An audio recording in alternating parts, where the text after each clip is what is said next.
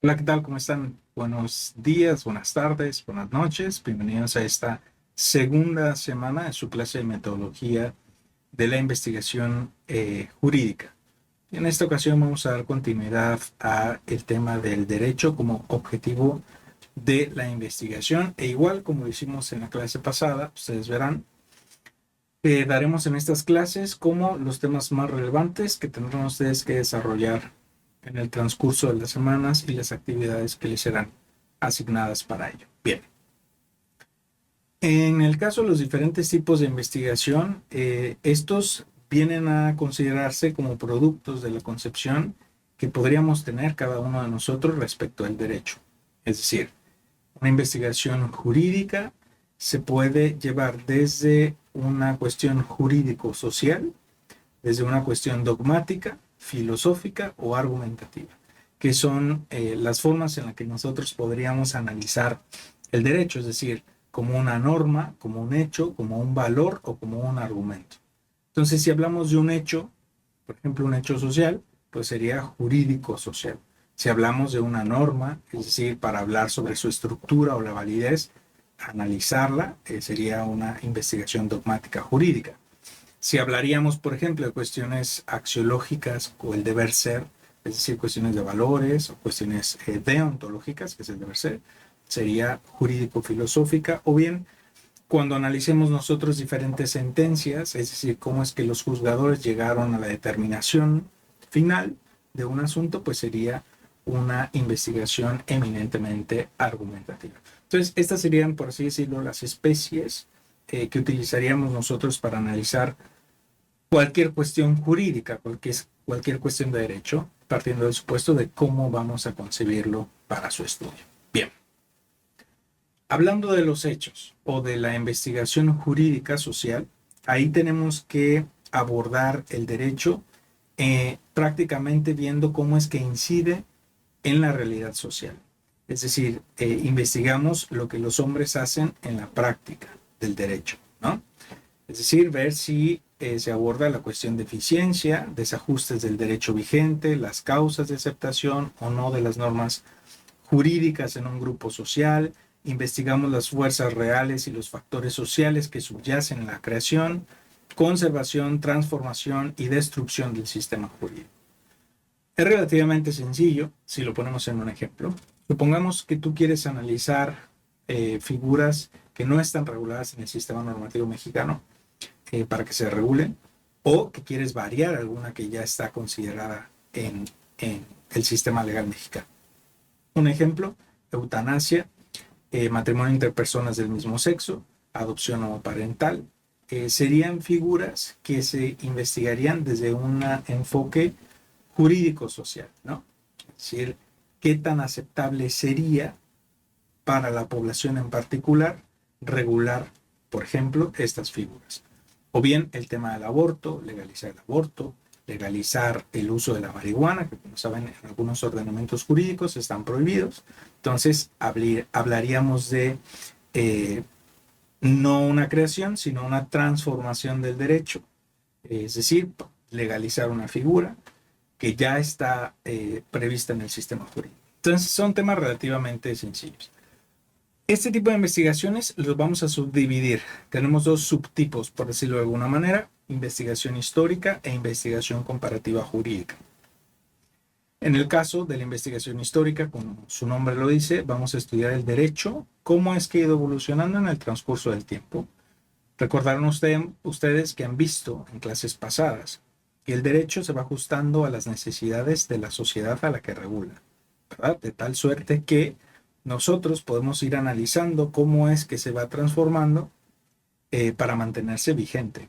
En el caso de la investigación comparativa jurídica, pues obviamente nos enfocaríamos principalmente en comparar un ordenamiento nacional, por ejemplo, con el de otro estado o incluso con el de otro país, con la intención, claro, de abrir la perspectiva, poder analizar, por ejemplo, figuras que no están previstas en el sistema jurídico mexicano, pero que ya han avanzado en otros países, Inglaterra, Estados Unidos, Colombia, Chile, etcétera. Entonces, para eso nos sirven estos subtipos de la investigación jurídico-social.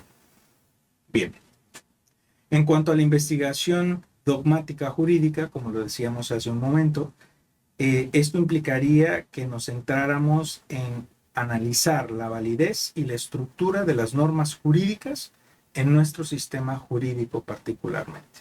Entonces nosotros podemos encontrarnos como un subtipo, por decirlo de alguna manera, la investigación jurídica propositiva, que propone, claro, la modificación, derogación o la creación de una norma jurídica.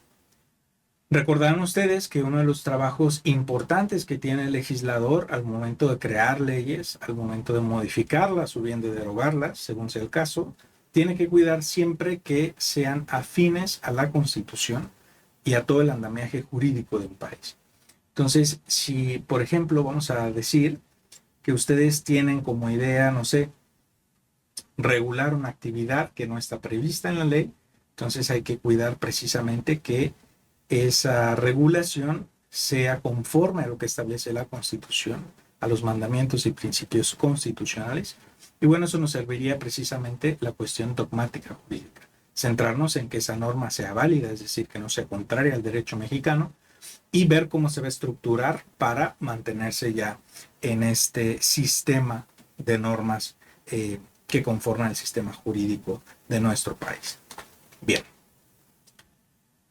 La jurídico-filosófica, que es sencilla, porque aquí tendríamos que ver que se analiza al derecho en sus dimensiones filosóficas. La cuestión ontológica, epistemológica, deontológica y axiológica. No vamos a ahondar mucho en esta porque lo veremos en semanas posteriores, pero lo que vale la pena resaltar en este punto en particular es precisamente eso, que vamos a analizar nosotros el derecho a partir de estas dimensiones de la filosofía. Por mencionar dos ejemplos, si lo haces desde la perspectiva del deber ser, entonces estaríamos hablando de una cuestión deontológica. Si nos vamos más a la cuestión de valores, estaríamos inclinándonos por la axiológica, esa dimensión filosófica. Más o menos eso es lo que aplica en este subtipo o en este tipo de investigaciones del derecho. Por último, la argumentativa, que les decía hace un momento, es como nosotros vamos a analizar esa visión que tiene el juez para tomar una determinación. Es decir, cómo aplica el derecho a casos concretos, desde la óptica de ellos como operadores jurídicos y donde nosotros nos vamos a enfocar en investigar cómo es que justificaron esa decisión. Es decir, cómo es que justificaron, por ejemplo, regular el matrimonio entre personas del mismo sexo, cómo es que van a regular en un momento dado la legalización en algunas entidades federativas, la legalización del aborto. Entonces, lo que vamos viendo en estos precedentes, porque como ustedes saben y lo han escuchado, esto ha migrado o ha cambiado a partir de decisiones de cortes, es decir, cómo es que el juez, particularmente el magistrado, los ministros, van tomando estas decisiones, es decir, cómo están aplicando el derecho ya en análisis a casos muy concretos. Entonces, este tipo de investigación, que es muy enriquecedora, es precisamente la argumentativa. Ahora bien, dejaríamos por un lado esa parte que ustedes lo verán en las lecturas que tienen disponibles en su prontuario, en qué consiste cada una. Habría ahora que enfocarnos al tema de la pregunta de investigación, qué es, cuál es su alcance y el enfoque. De entrada, cuando ustedes van a realizar un trabajo de investigación, tenemos que identificar un problema, una laguna o algún tema novedoso que sea necesario investigar.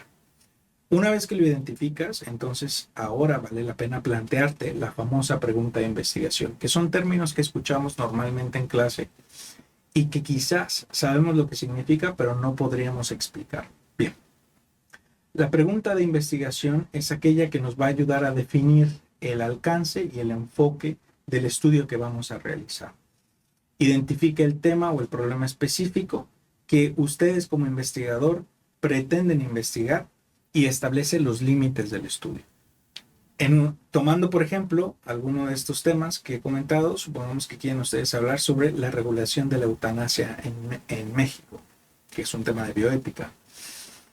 naturalmente que tendrías que definir una pregunta de investigación clara que te permita establecer cuál va a ser el alcance de tu investigación, cuál va a ser el enfoque que le vas a dar a la investigación y cuáles serán los límites, ¿sí? Es decir, hasta dónde vas a investigar, qué es lo que pretendes lograr.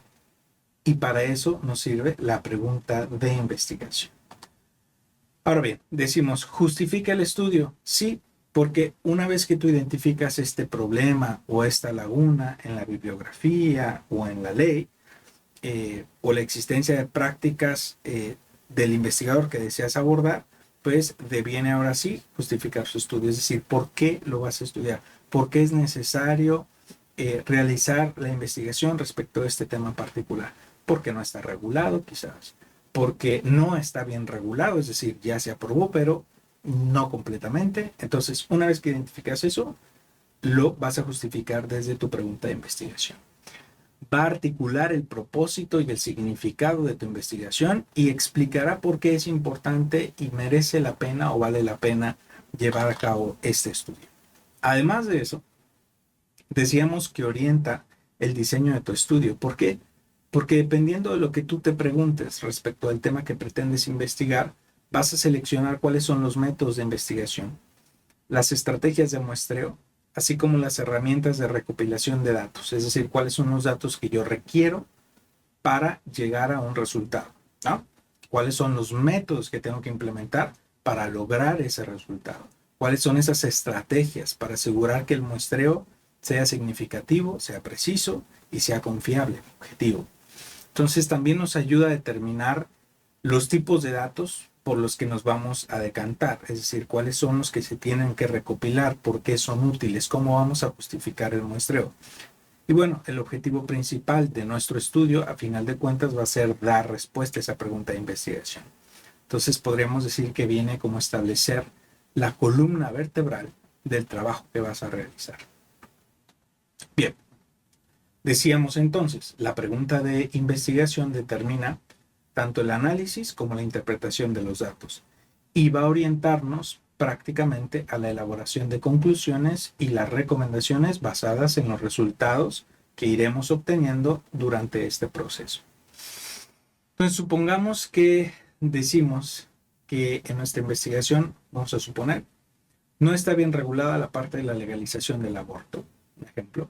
Entonces, tendrías que plantear una pregunta que vaya encaminado a eso, ¿sí? Que te permita precisar en qué no está bien regulado, qué es lo que falta por regular, cómo es que lo vas a lograr, qué tipo de investigación vas a realizar, si es una dogmática, si es una social, si es una argumentativa, en fin, eso te lo va a ir dando tu pregunta de investigación. De repente pensamos que son cuestiones complejas. En la realidad son sumamente sencillas porque lo único que necesitamos nosotros es tener claro qué queremos investigar, por qué lo queremos investigar y hasta qué punto vamos a investigar. Si tú tienes claras esas tres partes, entonces podrás diseñar sin problema tu pregunta de investigación. En el transcurso de estas 16 semanas haremos ese ejercicio de forma muy sencilla. Bien, esta clase la daríamos por terminada aquí. Mi intención no es saturarlos de información, pero sí invitarlos a que estén consultando la literatura que tienen disponible en la plataforma, así como las actividades que van a ir realizando durante el transcurso del curso. Importante comentarles que la información que tienen ustedes disponible no es limitativa. Esto quiere decir que ustedes pueden echar mano de otras fuentes de información, páginas de internet, libros, en fin, lo que ustedes, incluso inteligencia artificial. Aquí lo único que se solicita de la manera más atenta es que cuidemos citar nuestras fuentes de información, ¿vale? Entonces, cualquier duda, cualquier comentario, pueden hacerlo con toda confianza en el chat de la plataforma y con gusto por ahí estaremos platicando. Entonces, no habiendo más por el momento, pasamos a la siguiente clase. Gracias.